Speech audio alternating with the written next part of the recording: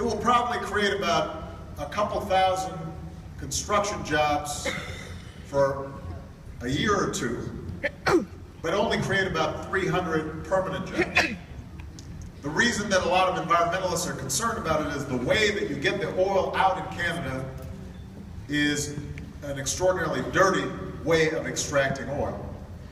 And obviously there are always risks in piping a lot of oil through Nebraska farmland and other parts of the country. What we've done is I vetoed it because the Congress was trying to short circuit a traditional process that we go through.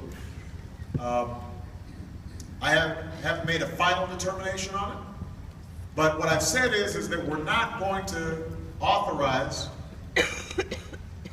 a pipeline that benefits largely a foreign company if it can be shown that it is safe and if it can be shown that overall it would not contribute to climate change. Now, a lot of young people here, you may not be worrying about climate change, although it is very cold down here.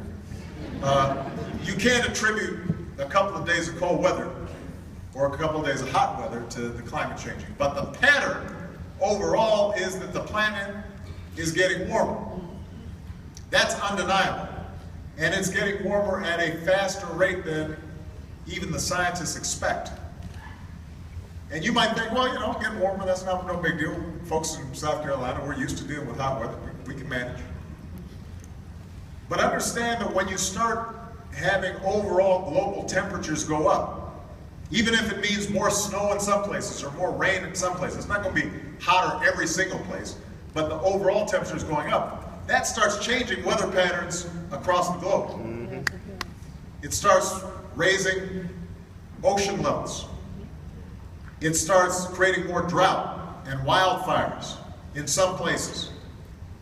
It means that there are entire countries that may suddenly no longer be able to grow crops, which means people go hungry, which then creates conflict. It means diseases that used to be just in tropical places start creeping up, and suddenly we've got a whole new set of, say, insect-borne diseases like malaria that we thought we'd gotten rid of. Now they're suddenly in places like the United States. We start running out of water.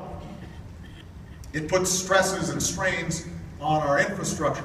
Hurricanes become more powerful when the water is warmer, which means a lot of our coastal cities and towns are put at risk. I say all that because it may not be the thing that you are worried about right now. Right now you're worried about getting a job, or right now you're worried about, you know, is your girlfriend still mad at you, or right now, you know, you're thinking about just getting through classes and exams. I understand that, but what you have to appreciate, young people, is this will affect you more than old people like me. I'll be gone when the worst of this hits. And the disruptions, economic, social, security disruptions that it can cause can make your life and the lives of your children much harder and much worse.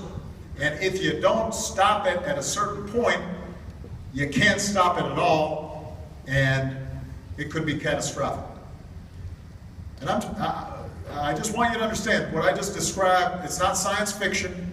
It's not speculation. This is what the science tells us. So we've got to worry about it, which is part of the reason why we've invested in things like green energy. You know, trying to increase fuel efficiency standards on cars, trying to make sure that we use more solar and wind power, trying to find new energy sources that burn clean instead of dirty. And everybody here needs to be supportive and thinking about that, because you're the ones who are going to have to live with it. And what I'm very proud of the fact that we've doubled the amount of clean energy produced since I've been president. We're increasing fuel efficiency standards on cars, which will save you, by the way, money at the pump. Don't think that just because gas prices are low right now, that's nice, you put some more money in your pocket, but that's not going to last. So don't start going out and saying, oh, I'm going to buy a big gas guzzler now. right? Because the trajectory, the future is that gas, oil is going to get more expensive. It's going to get harder to extract. We're going to have to transition over time to a new economy. And there's huge opportunity. We can create a lot of jobs in those areas if we are focused on it and planning for it. All right? But thank you.